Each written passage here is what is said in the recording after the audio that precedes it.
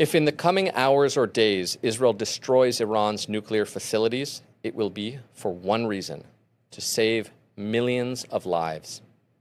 90 years ago, a fanatic leader said he would kill all the Jews. The world didn't do shit, and 6 million of my people were gassed and butchered.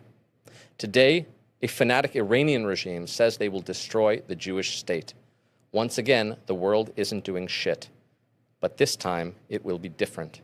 This time, we have the Israel Defense Forces. And Israel will not let a regime sworn to our destruction acquire the weapons to do so. Not now, not ever.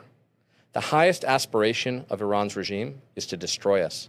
They chant death to Israel at every major gathering. They fund and arm every terrorist waging war on Israel. They shoot hundreds of ballistic missiles at our communities and families. And so, if Israel's Air Force annihilates every vestige of Iran's nuclear program in an overwhelming and decisive series of strikes, it will save millions of lives. Because if, heaven forbid, the Iranian regime acquires nukes, they will push the button.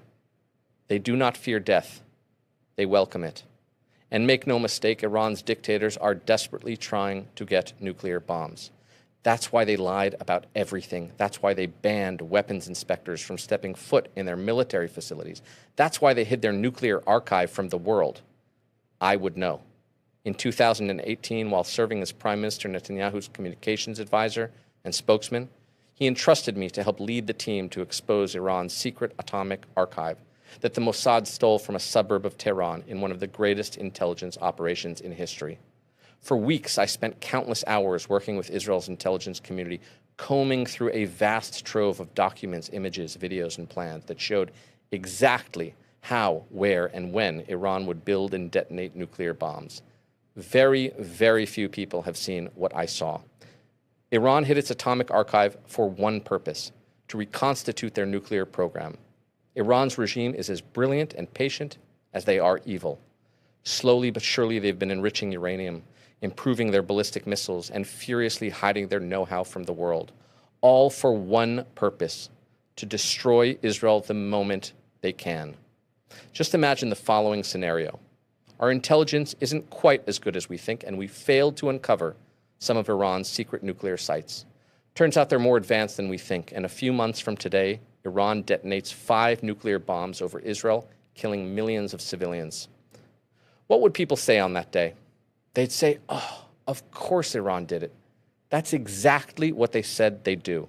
They told their people that dying for Allah was the highest honor. They swore daily that they'd stop at nothing until Israel was wiped from the face of the earth. Amidst crushing poverty and drought, they invested billions in a secret nuclear program that they hid from the world. I guess we should have believed them, people would say. By then, of course, it will be too late, but it is not now. The reason diplomacy has failed is because Iran's regime will no sooner give up trying to acquire nukes to destroy Israel than you would give up loving your children. It is very hard for rational Western minds to fathom such dedication to such evil, but it remains an unassailable fact. Just watch Ayatollah Khamenei's speeches, read Iran's media, study their texts. And so, if in the coming hours or days, waves of Israeli fighter jets fly high over Iran and destroy their nuclear facilities once and for all, take a moment to thank the heavens for the boundless courage of Israel's heroes, because they and they alone are the barrier to an Iranian-led nuclear holocaust. This is not hyperbole. This is reality. War is a terrible, terrible thing, and it must always be the last option.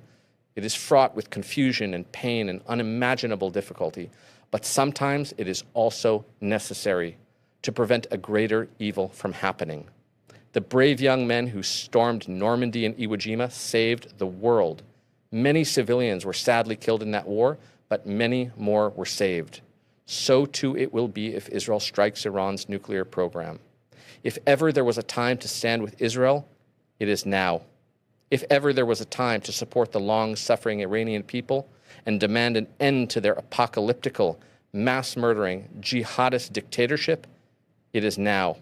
If ever there was a time to pray for Israel's swift, overwhelming, and total victory, it is now. Godspeed.